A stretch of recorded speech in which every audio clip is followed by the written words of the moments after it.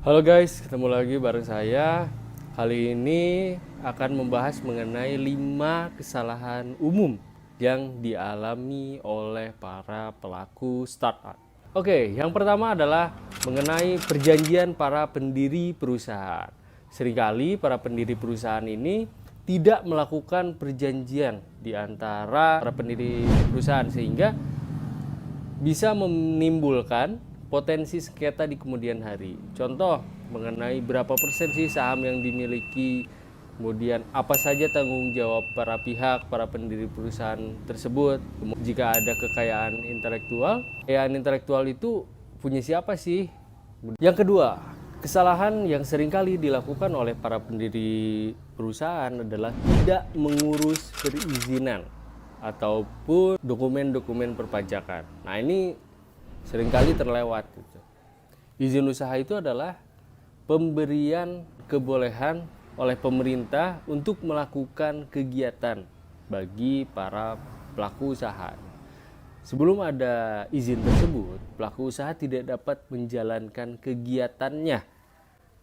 Terlebih lagi mengkomersialisasikan kegiatannya tersebut.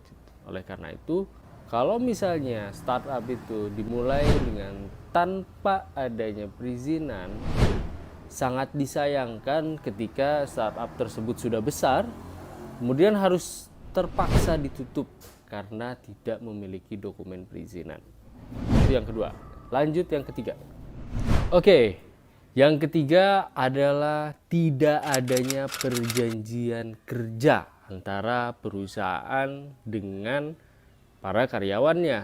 Nah, ini juga berpotensi bermasalah di kemudian hari. Karena sebagaimana kita ketahui dalam Undang-Undang Ketenagakerjaan ataupun Undang-Undang tentang wajib lapor ketenagakerjaan, setiap perusahaan ataupun pelaku usaha wajib melaporkan kegiatannya, apa yang dirumahkan, siapa yang tidak, itu semua wajib dilaporkan. Termasuk jaminan sosialnya bagaimana, apakah dia dikasih BPJS Kesehatan kah, BPJS Ketenagakerjaan kah, atau tidak. Nah, ini juga menjadi hal-hal yang wajib dipenuhi oleh setiap pelaku usaha. Nah, kita seringkali melewatkan kewajiban-kewajiban pelaporan tersebut itu.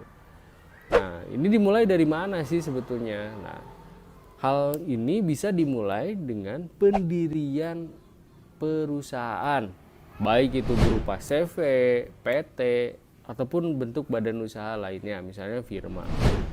Karena itu penting banget untuk melakukan pengurusan legalitas dan kemudian dilanjutkan ketika sudah memiliki karyawan, dilanjutkan dengan perjanjian ketenagakerjaan.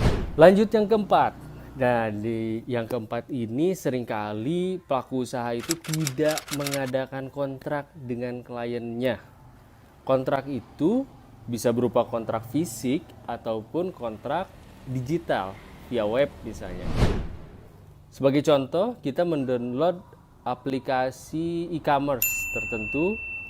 Itu kan di awal mereka menyajikan perjanjian antara pelaku usaha mereka dengan kita.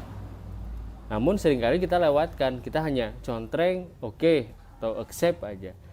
Nah, itu tujuannya untuk apa sih? Tujuannya adalah untuk meminimalisir potensi sengketa di kemudian hari. Kalau teman-teman mau ada disclaimer itu dicantumkan di situ. Misal teman-teman penyedia e-commerce, teman-teman tidak bertanggung jawab jika ada barang yang cacat, karena barang cacat tersebut merupakan tanggung jawab dari penjual atau pelapaknya misalnya kayak gitu. Nah, itu salah satu kesalahan lainnya. Kesalahan terakhir adalah mengenai kekayaan intelektual. Para founder ataupun pendiri perusahaan seringkali tidak melakukan pendaftaran hak cipta, merek, ataupun hak kekayaan intelektual lainnya seperti paten. Hal ini menyebabkan ada potensi sengketa baik di antara para pendiri perusahaan ataupun dengan pihak lain, misalnya menggunakan nama merek yang sama. Sementara di dalam rezim merek itu Siapa sih merek yang diakui? Adalah merek yang melakukan pendaftaran pertama. Jadi ketika kita telat mendaftarkan dari pihak lainnya, maka kita tidak memiliki kekuatan hukum untuk perlindungan merek kita. Oleh karena itu penting banget teman-teman langsung daftarin merek usaha teman-teman, logonya seperti apa, itu langsung didaftarkan gitu. Jangan sampai ada pihak lain yang mendaftarkan duluan. Jadi itu kurang lebih 5 kesalahan yang sering dialami oleh para pelaku usaha startup. Sampai jumpa di vlog berikutnya. Assalamualaikum warahmatullahi wabarakatuh.